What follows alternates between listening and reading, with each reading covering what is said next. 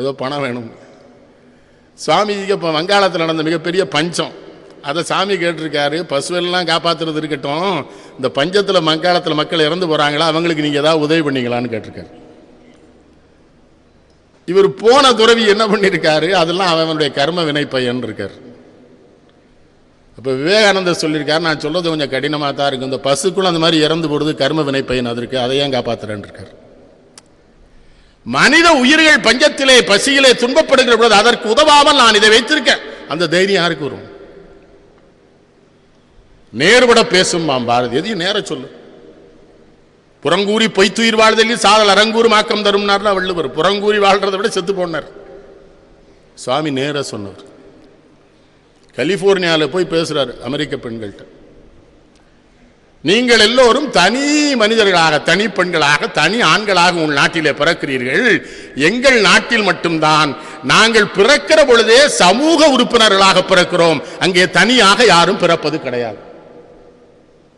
சமூகத்துக்காக நாங்கள் பிறக்கிறோம். நாங்கள் ஆரியர்கள்ங்கிறார். இப்போ ஆரியர்கள்னா வேற அர்த்தம் சொல்லி கொடுத்துட்டான், ஆனால் ஆரியர்னா அந்த அர்த்தம் இல்லை. சுவாமி விவேகானந்தர் சொல்றார், எங்கள் நாட்டில் தான் திருமணமாகி பெண்கள் விரதம் இருந்து தவம் இருந்து எல்லா கோயில்களையும் வணங்கி நல்ல ஒழுக்க சீலமான உயர் குணங்களோடு பண்புகளோடு எனக்கு குழந்தை பிறக்க வேண்டும் என்று கேட்டுக்கொள்வார்கள். அதனால எங்கள் நாட்டில் அப்படி வேண்டி அப்படி கடவுளர்களை துதித்து நியாயம் கேட்டு பெறுகிற குழந்தைகள் ஆரியர்களாகத்தான் பிறப்பார்கள். ஆன்மீக வழியிலே வேண்டுதல் நடத்தி பிறந்த குழந்தைகள் நாங்கள் அனைவரும் ஆரியர்கள். பெண்ணுக்கு 3 நிலை உண்டும்பாங்க, மகள், மனைவி, தாய். ஆனால் சுவாமிஜி அழகா சொல்றாரு, எங்க நாட்டிலே தாய் தான் முதல். நீங்க என்ன பண்றீங்க, மகள் மனைவிலாம், எங்களுக்கு தாய் தான் முதல். அதுக்கு ஒரு செய்தி உங்களுக்கு சொல்றேன். எத்தனை பேர் இறந்து வந்து வாசல்ல நிக்கிறவன் இருக்கான் பார்த்தீங்களா? எந்த வீட்லயாவது அம்மா தாயன்னு தான் கையேந்திரான ஒளி அப்பா தந்தையன்னு கேட்கிறானா? அப்பா தந்தையன்னு கேட்டானா குடும்பத்தில் பிரச்சனை வந்துடும். வீட்டுக்குள்ள அம்மா தாயன்னு கேட்கலாம். இந்த நாட்டிலே தான் 2 வயது பெண்களுக்கு கூட அம்மானு தான் கூடுவாங்க, அம்மா அம்மா தாயன்னு தான் கூடுவாங்க. சுவாமிஜி சொல்றார், நீங்கள் மகளாக இருக்கிறீர்கள், பிறகு மனைவியாக வாழ வேண்டும் என்று ஆசைப்படுகிறீர்கள். காதல் அற்றுப்போய் எப்படி உங்கள் தேசத்து பெண்கள் இருக்கிறார்கள் என்று என்னிடம் கேட்கிறீர்கள். எங்கள் நோக்கம் வெறும் உடல் சார்ந்ததல்ல, உலகம் சார்ந்தது. ஆகவே ஆண்களும் பெண்களும் துறவிகளாக இருக்கலாம் என்று நாங்கள் பயிற்றுவிக்கப்பட்டிருக்கிறோம். அப்படி இல்லற வாழ்க்கையில் ஈடுபட போகிற பொழுது அவள் முழுமையாக கடவுள் நம்பிக்கையோடும் இந்த சமூகத்திற்கு தேவையான ஒரு குழந்தையை பெற்றெடுக்க வேண்டும் என்கிற எண்ணத்தோடு தான் அந்த உறவே நடக்கும்ங்கிறார். இன்னொரு நேர்மை அவர்கிட்ட, மனைவிமாரை பற்றி நான் அதிகம் பேச முடியாது, என்னென்றால் நான் துறவி, எனக்கு திருமணம் ஆகவில்லைங்கிறார். இப்பெல்லாம் இந்த நாட்டில் அப்படி இருந்துட்டான்னா பல பேர் பல விஷயம் பேசாமல் இருப்பான். இப்போ சங்கடமே ஒன்றில் பெரிய ஆயிட்டான்னு வைங்களேன், அதை வச்சு எல்லாத்தையும் பேசுகிறான். திரைப்படத்துறையில் ஒருத்தன் பெரிய ஆள் ஆயிட்டான்னு வைங்களேன், அவன் கம்பராமாயணம் பேசுகிறான். இது எங்கே போய் சொல்கிறதுனா, ஒரு 100 பாட்டை மனப்பாடம் பண்ணி ஒப்பிக்கிறதா கம்பராமாயணம்? மயிலாப்பூர் சாமி வந்திருக்கான், அது எவ்வளோ பெரிய விஷயம், அது கடல் இல்லையா? ஓசை பற்றியர் பார்க்கடல் ஒக்கொரு பூசை பெற்ற நக்குபு புக்கன ஆசை பற்றி அறையலுட்டேன் மற்றி காசில் கொட்டத்து ராமன் கம்பன் சொல்கிறான். இது பார்க்கடல், இது முன்னால் வந்து நின்றுட்டேன், நான் பூனை, இந்த பார்க்கடல் எப்படா குடிக்க போகிறேங்கிறான்.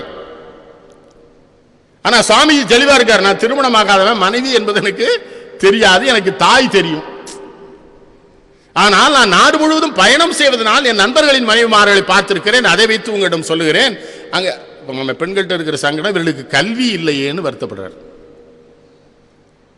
அவருக்கு என்ன வருத்தம், வேத காலத்திலே பெண்கள் ஆண்களுக்கு சமானமானவர்களாக, அவர்களும் புரோகிதர்களாக இருந்திருக்காங்க, அவர்களும் பூசை செய்கிறவர்களாக இருந்திருக்கிறார்கள், அவர்களும் அறிவில் சிறந்தவர்களாக இருந்திருக்கிறார்கள். எல்லா பல்கலைக்கழகங்களிலேயும் ஆண்களும் பெண்களும் 30 பேர் ஒரு பயின்று இருக்கிறார்கள். இந்த நாட்டிலே இடையிலோ எவனோ நுழைந்து பெண்களை அடிமைப்படுத்தி விட்டானேன்னு வருத்தப்படுறார். எல்லாம் சொல்றாங்களா, தாய்மொழிங்கிறான், தாய்நாடுங்கிறான், நதிபுறான், பெண்ணும்பான். ஆனால் இவன் பெண்களை இந்த நாட்டில் இப்போ அசிங்கப்படுத்துகிற மாதிரி உலகத்தில் வேற எங்கேயும் படுத்துவானான்னு எனக்கு தெரியல.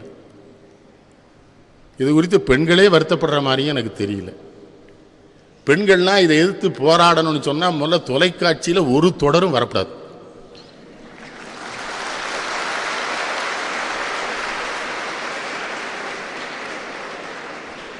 எந்த தொடர்லையாவது பெண்களை உயர்வாக காட்டுறானா? அக்கா வாழ்க்கையை தங்கச்சி கெடுக்கிறா, மாமியார் மரும வாழ்க்கையை கெடுக்கிறா, அந்த பொம்பளை இவளை கொலை பண்ணுறா, இவ அவளை கொலை பண்ணுறா. பெண்கள் போராட வேண்டாமா? ஏன் எங்களை இவ்வளோ அசிங்கமாக காட்டுற கொச்ச நேரத்து? இன்னைக்கு ஒன்று முடியுது, ஒரு தொடர்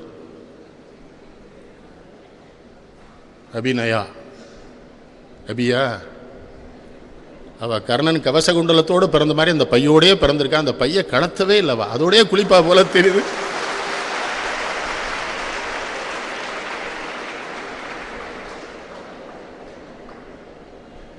அதில் பாருங்க, கூட பிறந்த அக்கா தங்கச்சி வாழ்க்கை கெடுக்கிறா, அம்மா கெடுக்கிறா. ஒரே பெண்கள் தான் தவறானவர்கள் மாதிரி தானே காட்டுறாங்க எல்லா தொடரும். எந்த பெண்களாவது எதிர்த்து போராடி இருக்காங்களா? பெரிய பெண் விடுதலைக்கெல்லாம் வச்சிருக்காங்களா தலைவிகள், அவங்களே எதிர்த்து போராடுறது இல்லை, தேவையில்லைன்னு நினைக்கிறாங்க. ஒரு பெரிய பெண் விடுதலை தலைவர், அவங்க தமிழ்நாட்டில் ரொம்ப பெரியவங்க. அவங்ககிட்ட நான் என்கிட்ட ஒரு கெட்ட பழக்கம், நான் நேர்பட பேசுகிறேன் பாரதியார் மாதிரி. நான் நேர்பட பேசலைன்னா இப்போ மத்திய மந்திரியாக இருந்திருப்பேன். நேர்பட பேசினதான் சிக்கல். நான் மந்திரி வேணான்னு நினச்சேன், நேர்பட பேசினேன். மந்திரி வேணும்னு நினச்சோம் போகிறேன், நேர்பட பேசலைன்னு அர்த்தம். அப்போ அதில் நேர்பட பேசினேன். அந்த அம்மாட்ட கேட்டேன், ஏமா இதே போராடினா என்னான்னு கேட்டா, அப்புறம் தான் அந்த அம்மாவோட மகள் சொல்லுது, எங்கள் அம்மாவே அந்த சீரியல் பூரா பார்ப்பாங்கன்னு. போராட வேண்டிய தலைமை பொறுப்பில் இருக்கிற அந்த சட்டம் படித்த பெண்ணே அதை எதிர்த்து போராட தயாரில்லை, அவங்களே பார்ப்பாங்களா அந்த சீரியலை? சுவாமிஜி அதுக்கு வருத்தப்படுறாரு. ஏன் பெண்களுக்கு கல்வி இல்லாமல் இடையில பண்ணான்னு கேட்குறாரு. ஆணுக்கு பெண் நிகரன கொள்வதால் அறிவுலோங்கி வையம் தழைக்குமாம் பாரதி. ஆணும் பெண்ணும் சரிகர் சமானமா வாழ்ந்தா தானே அந்த வாழ்க்கை வெற்றிகரமாக இருக்கும்னு பாரதி சொல்றான்ல. அவ்வளவு சாமி சொல்றார். ராகுல சாங்கரித்யான் தாய் வழி சமூகத்தை பற்றி எழுதுவாரே, ராகுல சாங்கரித்யான் வாழ்கா முதல் கங்கை வரை. அதுலேருந்து தாய் தான் முதலிலே ஒரு கூட்டத்திற்கு தலைமை வகித்தாள் என்பதனால தாயின் பொறுப்பை தட்டி பறிப்பதற்கு அவள் வயிற்றிலே இருந்த பெண்களே முயன்ற காலம் ஒரு காலம், அது வேறுங்கிறார். வேத காலம், ஆண்களும் பெண்களும் சரிநிகர் சமானமாக இருந்த காலம். இடையிலே புத்தர் வந்தார், அனைத்தையும் சிதைத்தார்ங்கிறார். பெண்ணுன்னா பேயின்னு சொல்லி கொடுத்தான். பெண்ணாகி வந்ததொரும் ஆய பிசாசம் பிடித்திட்டன்னை கண்ணால் விரட்டி முலையால் மயக்கி கடிதெடுத்து புண்ணாங்குழியடை தள்ளி என் போத பொருள் வரிக்க எண்ணாது உனை மறந்தேன் பாடினான். பெண்ணுன்னா பேய். சமணம் என்ன சொல்லிச்சு? பெண்ணுக்கு நேரடியாக சொர்க்கம் கிடையாது, அடுத்த ஜென்மத்தில் ஆம்பளையா பிறந்தா தான் சொர்க்கத்துக்கு போக முடியும்னு சொல்லிச்சு. இதெல்லாம் சாமி எதிர்க்கிறார். சாமிக்கு வருத்தம் வருது. அதனால தான் சிலப்பதிகாரத்தையே சமண காப்பியம் இல்லைன்னு நம்ம ஆட்கள் மறுப்பாங்க. ஏன்னா அதில் ஒரு பெண்ணு முழு உடம்போடே சொர்க்கலோகத்துக்கு போயிடுறா. சொர்க்கலோகத்திலேருந்து கணவனே வந்து கூட்டு போகிறான் கண்ணகிங்கிறதுனால அது சமண காப்பியம் இல்லைன்னு மறுக்கிறவங்களும் உண்டு. ஏன்னா சமணர்கள் வந்து அது ஆணா பிறந்தானே சொர்க்கத்துக்கு போகணுங்கிறான், இதை உடலோட போகிறாளா கண்ணகி. நிறைய இளைஞர்கள் இருக்கீங்க உங்கள்கிட்ட, நான் உங்களை எத்தனை பேரையும் கும்பிட்டு கேட்டுக்கிறது, நிறைய படிங்க, படிக்கணும். அதுக்காக நான் திரைப்படத்துக்கெல்லாம் போகக்கூடாதுன்னு சொல்ல மாட்டேன். போங்க, அது கழிவறை, கழுவிட்டு வந்துடணும் மொழி, அள்ளிட்டு வரக்கூடாது.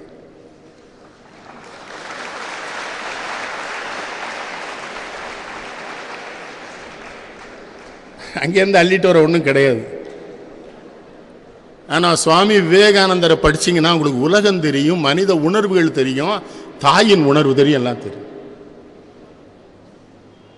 அவர் என்ன சொல்றார்? ஒரு செய்தி, நான் துறவியானேன், ஒருவன் துறவியானால் அவன் தந்தை அவனை வணங்க வேண்டும், ஊர் உலகம் அனைத்தும் வணங்கும். ஆனால் துறவியானவன் வணங்க வேண்டியது அவன் தாயை. தாய் ஒருத்தி தான் துறவியை வணங்க மாட்டாள், துறவி தாயை வணங்க வேண்டும். நாங்கள் தாயை வணங்குவோம். ஆனா தந்தை துறவிய, தாய்மைக்கு நம்ம நாடு கொடுத்திருக்கிற மரியாதை உலகத்தில் எங்கேயுமே கிடையாது. எதுக்காக தாயின் பெயர் எழுத்த முதல் எழுத்தா போடலை? நம்ம பெரியவங்கெல்லாம் ரொம்ப அறிவானவங்க, முட்டாள் கிடையாது. இவ 300 நாள் சுமந்து பெத்ததை ஊரே தெரியும், ஊருக்கே தெரியும் இவ தான் தாயின்னு. அவன் தான் ஓடி போயிடுவான். அதுதான் அவன் பேரை முதல்ல போட்டு என்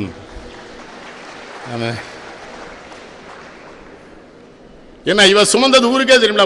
முந்தி தவங்கிடந்து 300 நாள் சுமந்து தொந்தி சரிய பெற்ற அன்னைங்கிறார்ல பட்டத்தார்.